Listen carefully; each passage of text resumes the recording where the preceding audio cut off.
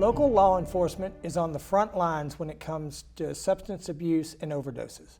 Master Deputy Brian Colussy from the Carroll County Sheriff's Office joins us for some real talk about how officers are battling the crisis and what steps are being taken to help repeat offenders. Brian, well, I want to say I really appreciate you being here. I know you work a lot of hours, and I work different hours, and so I'm really just glad that you're willing to come out and talk to us today. Thank you for having me. One of the things we'll just start off with is what is your duty? Like what is your role with the Sheriff's Department right now? So I'm currently assigned as the community liaison for the communities of New Windsor and Union Bridge, and I also just recently took on a new assignment as well, where I'm the homeless liaison for the county as well. So I go out into homeless encampments and that kind of stuff throughout the county as well.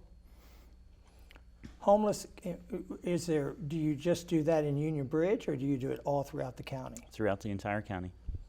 Interesting.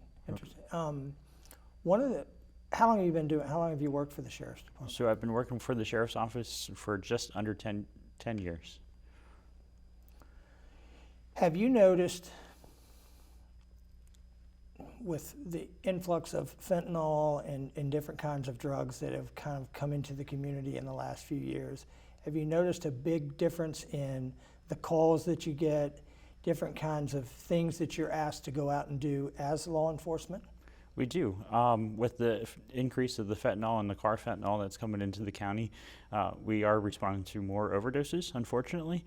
But with that, we also are trained for Narcan, so we can administer Narcan if we show up on scene first prior to the medic unit. So we're actually, again, producing or trying to resolve the issue by pushing the Narcan into the individual.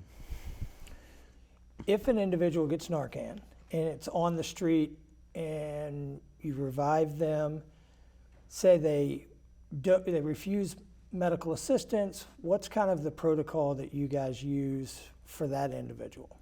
So if they refuse medical treatment, unfortunately there's really nothing, our hands are tied on that aspect where we can't force them to go to the hospital.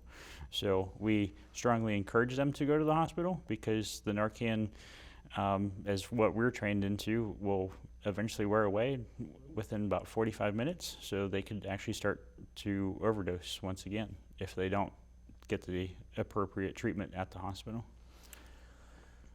Someone that's watching that maybe doesn't know what naloxone is, can you kind of explain how that works? So with the naloxone, or Narcan as we call it, it is a drug that will counter-react the person in overdose, or that is overdosing. So I guess the medicine will actually go in and start fighting the opioid particles to try to counter-react the overdose. Kind of blocks the receptors from the drug getting in. Correct, yeah. Have you experienced that yourself, where you've had to actually give the naloxone to someone? I've experienced that numerous times, unfortunately. So. Are all the officers, all of the Sheriff's Department, are you guys all trained with naloxone? I do believe we are, yes. If someone does ask for medical help, mm-hmm. what are the places that you guys, obviously the ambulance shows up, I know there's mobile crisis. Is there any other avenues if while you're on the road, someone overdoses, they throw their hands up and they're like, I want some help right now? What is something that you as an officer would be able to do? So if they get transported to the hospital, obviously you just spoke with Ashley, who is part of the peer recovery team at the hospital, where they can start getting into assessing the situation, where they can get them into treatment. Obviously, depending on the deputy, but again, with me and your relationship with our relationship, I contact you to try to get that ball rolling as well if I'm at the hospital and they're begging for help.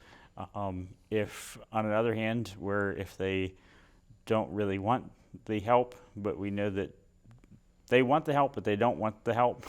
I know what you mean. Yeah. Yeah. where we can go and try to get it court ordered, if we can find a situation where, you know, we can charge an individual. Well, I can tell you, I know firsthand from working with you through the years that you definitely go above and beyond the call of duty. I mean, without question.